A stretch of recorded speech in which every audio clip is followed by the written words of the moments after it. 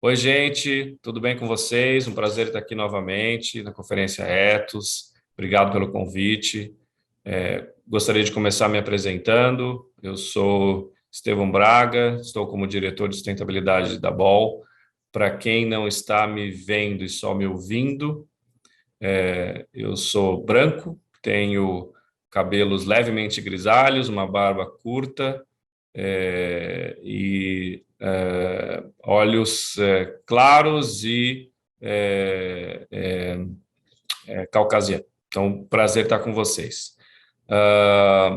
Bom, eu queria, antes de mais nada, começar falando um pouco sobre a Ball, né? A Ball é a maior fabricante de latas e embalagens sustentáveis de alumínio do Brasil e no mercado global, né? A gente está presente em basicamente todos os continentes, em três grandes setores: o setor de embalagens para bebidas, o setor aeroespacial, onde a gente está presente no mercado norte-americano, e também no setor de aerosóis, onde a gente também tem uma planta aqui no Brasil.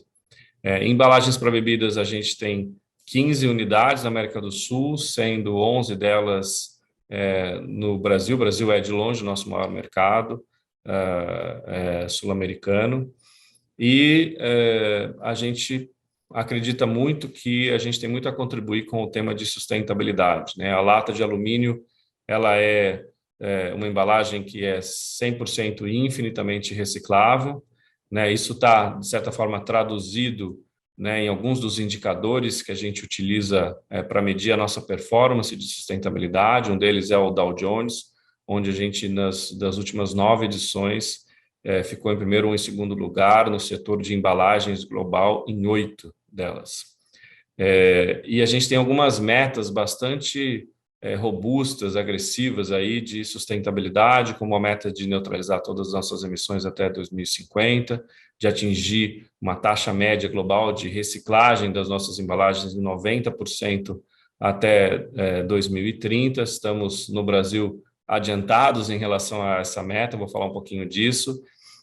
Também 85% de conteúdo reciclado nas nossas embalagens, e aí nós não estamos falando de um produto ou uma linha específica, é realmente toda a nossa linha de produção. Hoje a gente está com aproximadamente 75% de conteúdo reciclado, e aí tem algumas outras metas que eu queria depois convidar vocês a acessarem o nosso site, bol.com, onde estão todas as nossas metas descritas lá, e não só isso, mas também o reporte que a gente faz em relação a essas metas de forma anual.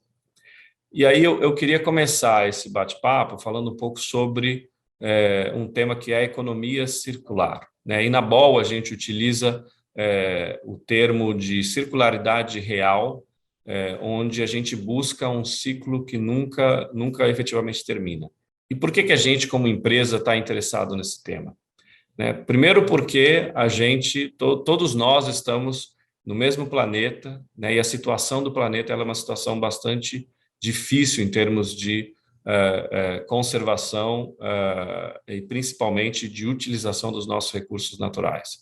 Né? Quando a gente olha, por exemplo, algumas métricas, tem aí o pessoal do Global Footprint Network, eles todos os anos anunciam uma data que chama data do dia do esgotamento dos recursos, ou seja, a data onde tudo aquilo que a gente consome no planeta Terra, a partir daquela data, é feito de uma forma insustentável, ou seja, o planeta não tem a capacidade de repor esses recursos de forma sustentável ao longo daquele ano.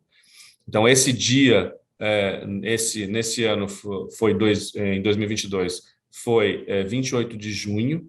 No Brasil, essa data, nós vamos atingir ela agora no próximo mês, no dia 12 de agosto, ou seja, tudo aquilo que a gente consumir no Brasil a partir do dia 12 de agosto é feito de forma insustentável, e isso traduz, infelizmente, numa diminuição da disponibilidade de recursos naturais ao longo do tempo, e lá na frente, obviamente, a gente, infelizmente, vai sofrer essas consequências.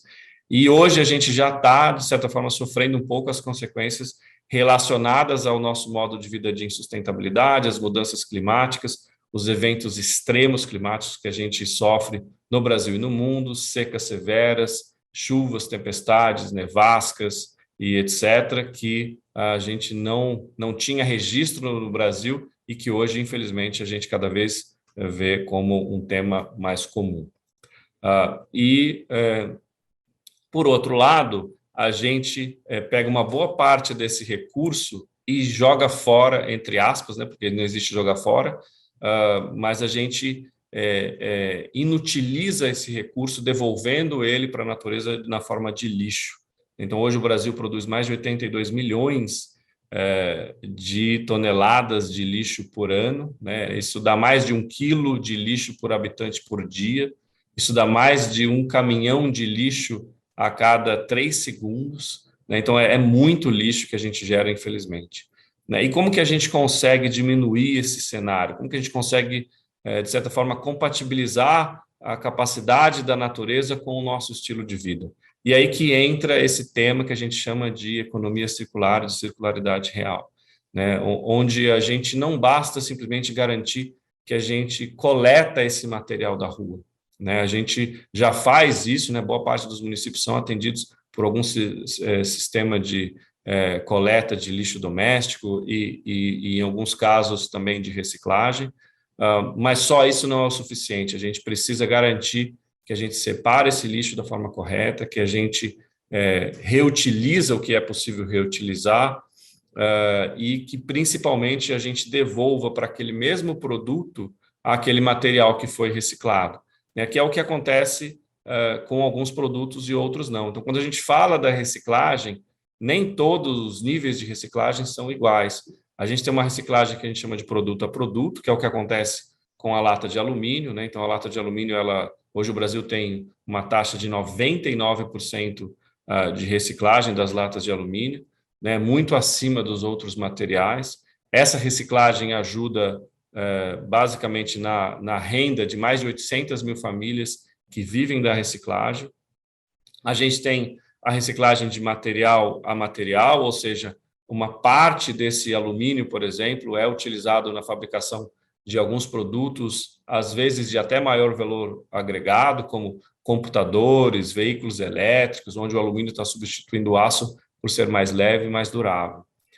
E a gente tem também, infelizmente, reciclagens onde o material se transforma num material de menor valor agregado. Então, se eu pego um material hoje que eu reciclo no país e eu transformo ele num material de menor valor agregado, eventualmente esse material ele vai ser descartado na natureza. Então, hoje isso não acontece com as nossas embalagens, mas acontece com algumas outras embalagens e alguns outros materiais. O que em inglês a gente chama de downcycling, ou seja, eu não reciclo, eu reciclo esse material em um material de menor valor agregado. E, eventualmente, esse material vai ser descartado no meio ambiente, ou seja, não é um cenário em que a gente quer, quando a gente está buscando efetivamente melhorar o nosso desempenho e implementar a circularidade real. E aí eu queria trazer para vocês um estudo que foi feito por um instituto na Europa chamado Eunomia, que comparou a circularidade real, né, de 3 tipos de embalagem no setor de bebidas. Né? O primeiro foi as latas de alumínio, onde a gente encontrou basicamente que no mundo em torno de 69% das latas de alumínio ouviram novas latas, ouviram produtos de maior valor agregado, né? Então eles sofrem esse upcycling. Em comparação, esse instituto fez uma análise com as garrafas de vidro, né? Encontrou que somente 20% das garrafas de vidro, e esse estudo foi feito em diversos países que, na média, representam aí 70%, 80% do mercado mundial de bebidas. Então, foi um estudo bastante amplo. Depois, quem quiser essa informação, tem lá também no site da Ball, porque a gente disponibilizou esse estudo lá. E por último, quando a gente olha os das garrafas PET, também no mercado de bebidas, só 7% dessas garrafas viram novas garrafas, né? E uma boa parte desses materiais se perdem ao longo do processo, seja porque ele não é coletado, né? Então tem uma taxa média de coleta muito baixa, seja porque depois que ele é coletado, ele contamina ou é contaminado, então não serve para reciclagem, seja porque quando você converte, por exemplo, um material numa matéria-prima reciclada pós-consumo, ele perde muito desse volume, então tem materiais que perdem às vezes 20, 30, 40% durante esse processo, ou seja, porque depois que ele vira essa matéria-prima pós-consumo, ele é utilizado na fabricação de materiais de menor valor agregado ou menor durabilidade, que depois viram algum outro material que não aquele originário. Ou seja, uma lata de alumínio normalmente vira uma lata e um outro material de maior valor agregado.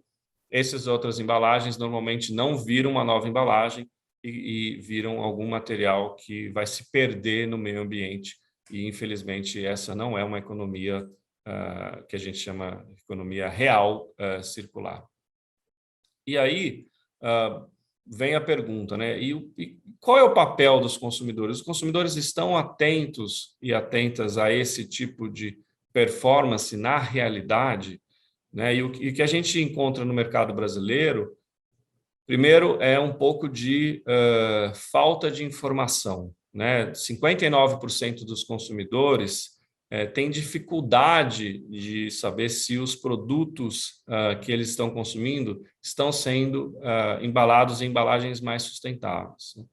Mas, ao mesmo tempo, 43% desses consumidores estão dispostos a escolher um produto cuja embalagem é mais sustentável, em detrimento de um outro produto que não é. E 63% dos consumidores, ou seja, 2/3 praticamente, entendem que para ser sustentável você não basta fornecer uma solução na sua empresa, você precisa olhar para toda a cadeia, né? Tanto para os seus fornecedores quanto para os seus clientes, para garantir que lá na frente, quando o seu produto chega na prateleira de supermercado, ele vai efetivamente garantir que durante toda a sua produção ele foi feito de forma correta, a não impactar negativamente o meio ambiente, a não impactar negativamente as pessoas e, quando possível, impactar positivamente, que é o que a gente vê acontecendo com a lata de alumínio. Então, nesse intuito de fornecer essa garantia para os consumidores, o setor de alumínio começou aí, há praticamente uma década atrás, a desenvolver um padrão de certificação de rastreabilidade da origem do alumínio, seja ele alumínio primário ou alumínio reciclado, né? No caso da lata de alumínio, grande maioria é alumínio reciclado.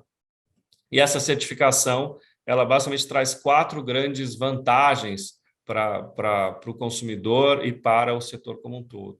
Né? Primeiro, porque promove a adoção das metas de desenvolvimento da ONU, né? Os tais dos Objetivos de Desenvolvimento Sustentáveis. Também aumenta a transparência e a rastreabilidade do alumínio ao longo de toda a sua cadeia. Promove uma diferenciação que é super importante para que o mercado consumidor saiba quando o alumínio é de uma origem certificada ou não certificada, e também fortalece eventuais parcerias para que a gente consiga mostrar para o mercado, mostrar para os consumidores finais todo esse esforço que está sendo feito na cadeia. Então, seja com o fornecedor, seja com o cliente, a certificação ela permite esse alinhamento de interesses para, no final das contas, a gente ser capaz de mostrar que a gente está utilizando um alumínio certificado e que, com isso, todos os critérios ambientais, sociais e de governança estão sendo seguidos e garantindo ao longo de toda a cadeia.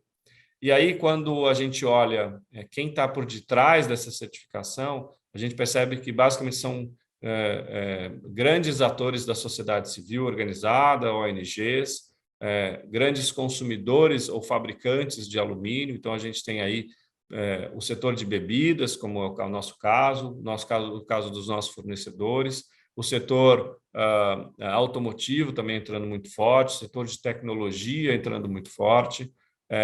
Tudo isso por quê? Porque cada vez mais o alumínio é visto como um material circular, um material que não causa esse problema de extração excessiva e depois de disposição do lixo no meio ambiente. aproximadamente 75% de todo o alumínio extraído na história da humanidade ainda segue em uso. E por que isso acontece? Porque o alumínio é aquele material que pode se reciclar infinitas vezes e efetivamente o é, porque ele tem um altíssimo valor de mercado. Hoje a gente vê aproximadamente entre 7 e 9 mil reais a tonelada do alumínio comercializado no mercado brasileiro, ou seja, é um valor muito alto que estimula que a gente atinja essa marca aí maravilhosa de quase 99% de taxa de reciclagem das latas de alumínio, né? E pensando nessa tendência, a Ball já no ano passado foi buscar a certificação do ASI, desse Aluminum Stewardship Initiative, né, esse padrão de certificação, e a gente conseguiu já iniciar a produção das primeiras latas certificadas no mercado brasileiro. E tudo isso sempre pensando, né, no interesse do mercado consumidor, no interesse das consumidoras e dos consumidores que acreditam que as marcas, as empresas podem ajudar a resolver os grandes problemas ambientais e sociais que a gente tem hoje na nossa sociedade.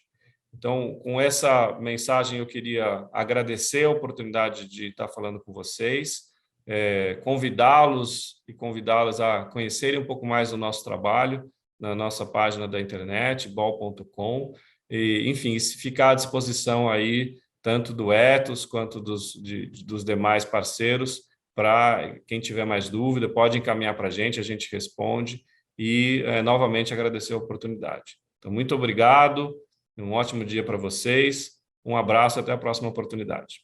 Valeu! Todos os dias, criamos embalagens infinitamente recicláveis e contribuímos de diferentes formas para a sustentabilidade ambiental, social e econômica do planeta. Grande parte dessa contribuição está na forma como tratamos uns aos outros, porque na Ball somos uma só família. Ball, líder na fabricação de latas de alumínio sustentáveis.